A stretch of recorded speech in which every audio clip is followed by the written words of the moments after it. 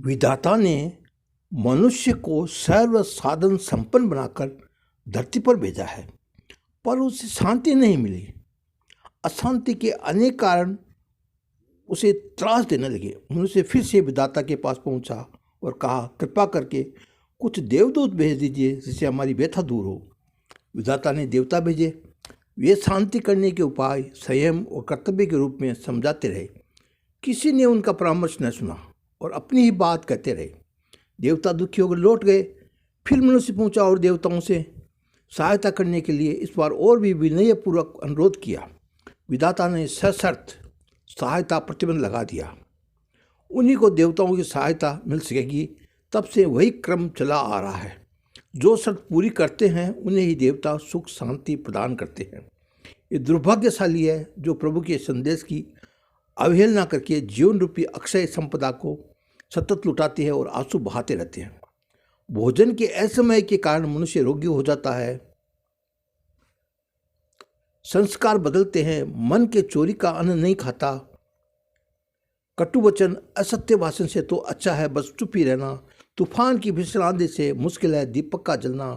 कटु वचनों के उच्चारण से जब घाव हृदय में बनता है तब द्रौपदी चीरण होता है, सीता को रावण हरता है। कटु वचनों को बोलकर तो जो दे सबको त्रास, उसकी सब निंदा करे जग में हो उपवास। इंद्रिय संयम का महत्व बताते हुए युग ऋषि कहते हैं कि हे संतों, इन 10 इंद्रियों में जिह्वा सबसे महत्वपूर्ण है। हाथ पैर आँख कान नाक सभी 2 है, पर उनका काम एक ही है। लेकिन जिह्वा एक ही है, उसके काम 2 है। एक भोजन का आस्वादन और दूसरा बोलना। इन दोनों का सेम ही मनुष्य के जीवन को प्रभावित करने वाला है। भोजन का असमय शरीर को अस्वस्थ बनाता है तो दूसरी ओर मन के विचार को भी प्रभावित करता है। जैसा होगा अन्न वैसा होगा मन, जैसा पियो पानी वैसी बोलो वाणी। इसलिए मनुष्य के रोगी होने का मुख्य कारण भोजन का असमय है। हमें क्या खाना चाहिए, किस प्रकार खाना चाहिए, भोजन जीवित रहने के लिए करें अथवा भोजन के लिए ही जीवित रहे, ये प्रश्न विचारणीय है। आज भोजन केवल स्वाद के लिए किया जाता है। पेट बेचारे के मना करने पर भी जीभ ललचाती है कि एक रसगुल्ला तो और खा ले। एक पंडित जी भोजन का निमंत्रण पाकर भोजन के लिए गए और आए तो पेट में बहुत दर्द था। वैद्य जी को बुलाया तो उन्होंने एक गोली खाने को दी। गोली देकर पंडित जी बोले, यदि गोली की जगह होती तो एक रसगुल्ला और न खा लेता। ये सुनकर सब हंसने लगे। श्रृंगी ऋषि ने कहा, हे तपोधनों, आप पीपल के पत्तों और फलों का जीवन निर्वाह कर लेते, किंतु सर्वसाधारण के लिए संभव नहीं है। अतः आप कुछ ऐसा उपाय बताएं कि जिससे प्रत्येक मानव को लाभ हो। मृदुल हास्य बिखेरते हुए ब्रह्मनिष्ठ ब्रह्म महर्षि ने कहा कि हे ऋषि श्रृंगी जी, तपस्या तो आपकी भी कम नहीं है, किंतु फिर भी आपने सर्वसाधारण की दृष्टि से बहुत सुंदर प्रश्न पूछा।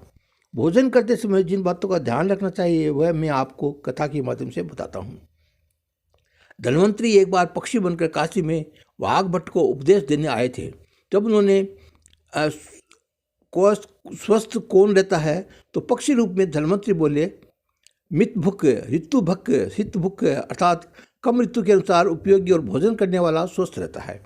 मिताहार की महत्ता आरोग्य विज्ञान एवं असाध्य विद्या दोनों में ही समान है। आहार उतना ही करें जितना शरीर निर्वाह के लिए जरूरी है। आहार से रक्त मांस ही नहीं, विचार संस्कार और अंतःकरण भी प्रभावित होते हैं।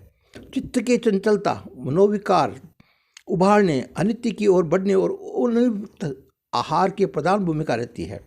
एक सेठ जी खांसी से परेशान थे। वैद्य जी के पास गए तो वैद्य जी ने परहेज करने को कहा। सेठ जी ने कहा, आप दवा चाहे जितनी कड़वी दे दे, मैं परहेज नहीं कर सकता। वैद्य जी ने कहा, फिर आप परहेज भी मत कीजिए, दवा भी मत लीजिए, क्योंकि खांसी से 3 लाभ तो आपको हो गया ही। एक लाभ तो ये कि रात भर आप खांसते रहेंगे तो घर में चोर नहीं आएंगे। दूसरे, आपको कुत्ते नहीं काटेंगे क्योंकि कमजोरी के कारण आप बिना लाठी नहीं चल सकेंगे। तीसरा लाभ यह होगा कि बुढ़ापन नहीं आएगा क्योंकि खांसी के कारण जीवन जल्दी ही समाप्त हो जाएगा। ये सुनकर सेठ जी की समझ में बात आ गई और उन्होंने खाने पीने पर नियंत्रण कर अपने को स्वस्थ कर लिया। हकीम लुकमान कहते हैं कि लोग कि भोजन का असंयम कर मनुष्य अपनी जीभ से अपनी कब्र खुद खोदता है। भोजन का प्रभाव केवल शरीर पर नहीं मन पर भी पड़ता है। अतः ये ध्यान रखना आवश्यक है कि क्या खाएं, क्यों खाएं, कहाँ खाएं, कब खाएं, कितना खाएं और किसका खाएं। गुरुदेव कहते थे कि कम खाओ गम खाओ, भूख से एक रोटी कम खाओ, रोटी पियो और सब्जी खाओ। भोजन का प्रभाव मन पर अवश्य पड़ता है। एक बार एक बड़े त्यागी भोजन का प्रभाव मन पर धर्मोपदेश करने गए और वहाँ से एक सोने का हार चुरा लाए। तीसरे दिन वे बड़े दुखी मन से वहाँ पहुँचे और हार लौटाते हुए क्षमा मांगी। गृहस्थ को बड़ा आश्चर्य हुआ, इतने त्यागी और विद्वान होते हुए भी क्यों इन्होंने हार चुराया और क्यों लौटाने आए। महात्मा जी ने बताया कि उस दिन उन्होंने जिस व्यक्ति के यहाँ से भिक्षा ली थी वो चोर था, उसका अन्न भी चोरी से लाया हुआ था। उसे खाने से मेरी बुद्धि में चोरी के संस्कार पैदा हुए। इसके बाद दस्त शुरू हुए और अन्न पेट से बाहर निकल गया। तब सद्बुद्धि लौटी तथा आपके हार लौटाने आया हूँ। ये जीव का पहला काम है कि आप खाओ, हिसाब से ज़्यादा मत खाओ, आपका शरीर स्वस्थ रहेगा। ये इस कहानी से यही शिक्षा मिलती है कि जीव का पहला कार्य है। अब इसके बाद जो जीव का दूसरा कार्य बताऊँ उसके पहले